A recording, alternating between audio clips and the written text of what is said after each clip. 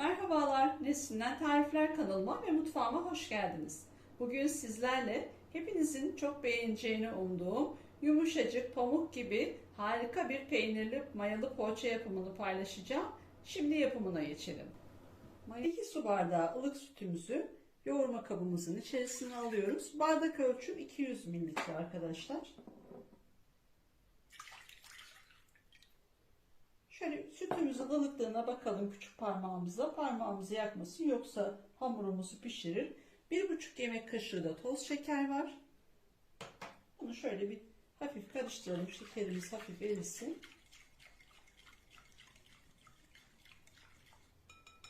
İçerisine de bir paketin 4'te 3'ü yaş mayamız var.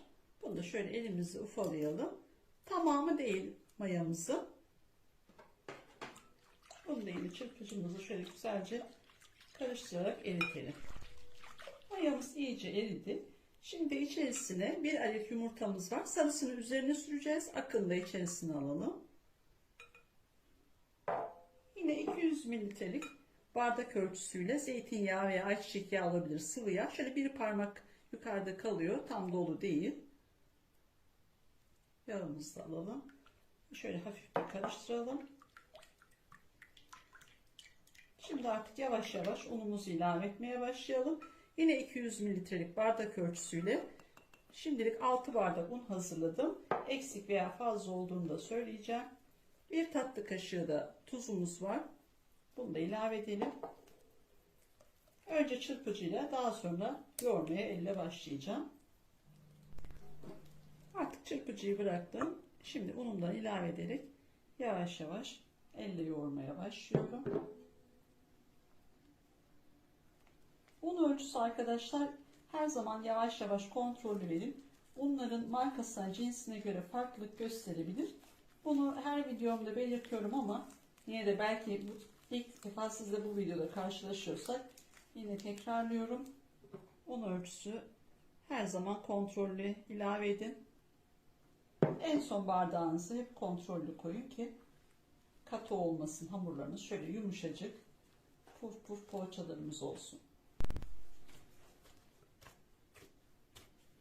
Gördüğünüz gibi hamurumuz çok güzel oldu. Şöyle bir kaşık kadar kaldı. Dolu dolu tepeleme bir yemek kaşığı kadar kaldı.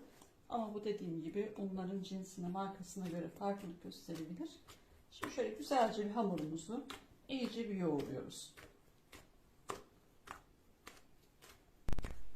Hamurumuzu güzelce yoğurduk. Şimdi de içerisine 50 gram oda ısısında hafif erittiğim tereyağım var. Bunu ilave ediyorum. Ve bu yağımı iyice yedirinceye kadar şimdi tekrar hamurumu güzelce yeniden yoğuracağım. Gördüğünüz gibi 5 dakika çok güzel bir şekilde yoğurdum. Hiç elime yapışma veya hamurda yumuşama yok. Gördüğünüz gibi şöyle pamuk gibi yumuşacık bir hamurumuz oldu. Şöyle kıvamını da göstermek istiyorum. Bu yoğurma işlemi çok önemli. Güzelce yoğurduğumuzda hamur tam kıvamına gelecek ve çok güzel bir hamurumuz olacak.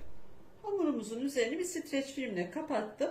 Üzerine şimdi örteceğim. Ilık bir ortamda ortalama 45 dakika veya 1 saat ortamın sıcaklığına bağlı mayalanmaya bırakıyorum. Hamurumuz 45 dakikada çok güzel bir şekilde mayalandı. Şimdi üzerini açalım.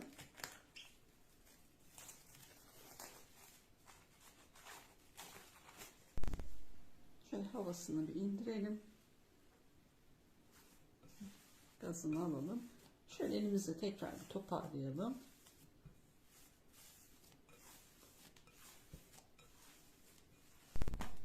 Hamurumuzdan şimdi bezeler alarak poğaçalarımızın hamurlarını hazırlayalım. Şöyle şu büyüklükteki hamurlarımız iyi. Avucumuzu şöyle toparlayalım. 20 adet poğaça için hamur bezeleyeceğim. Ona göre ayarlayabilirsiniz siz de. Ben şimdi hepsini tek tek yapacağım. Daha eşit ölçülerde olsun diye. Ama isterseniz direkt alarak içine peynirini koyarak da yapabilirsiniz. Ben daha düzgün hepsi aynı eşit boyda olsun diye önce hepsini bezeliyorum. Şöyle bir mandalina büyüklüğü yeterli. Hamurumu 20 eşit bezeye böldüm. Bu şekilde hazırladım. Dolgu malzemesi olarak da beyaz peynir kullanacağım. Siz de istediğiniz şekilde kaşar peyniri, beyaz peynir veya patatesli de yapabilirsiniz. Hamurumun bir tanesini alıyorum. O kadar güzel ki bakın şimdi hemen beklerken bile tekrar mayalanmaya başlamış. Şöyle elimle yasıltıyorum. İçerisine de beyaz peynirden koyuyorum.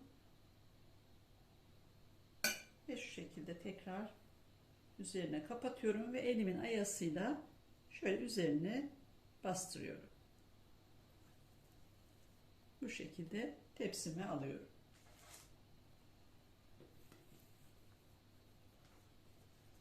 Elinize yaslatın.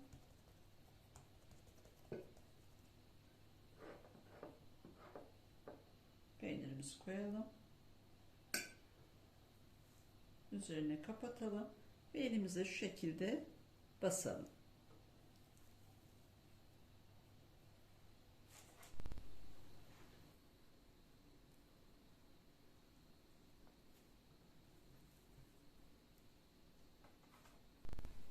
Bütün poğaçalarımıza peynirlerini koyarak şekillerini verdik. Gördüğünüz gibi harika oldular. Şimdi de diğer fırın tepsimi üzerine kapatarak ortalama 30 dakika ortama sıcaklığına bağlı tepsi mayası için poğaçalarımı şimdi dinlendiriyorum. Poğaçalarımız 30 dakika ılık bir ortamda tepsi mayasında beklediler. Gördüğünüz gibi çok güzel bir şekilde kabarmışlar. Poğaçalarımızın üzerine ayırmış olduğumuz yumurta sarımızı iyice çırptım. Söndürmeden şöyle sadece üstlerine çok yavaş yavaş yumurta sarılarımızı sürelim. Çok bastırmayalım ki sönmesinler.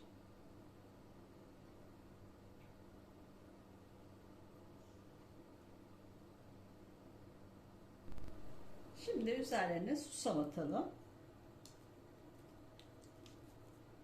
İsterseniz çörek otu, susam çörek otu karışık istediğiniz şekilde veya hiçbir şey atmadan da bu şekilde de pişirebilirsiniz. Poğaçalarımız artık fırına gitmeye hazır. Önceden ısıtılmış alt üst ayar 190 derecede pişmeye gönderiyorum.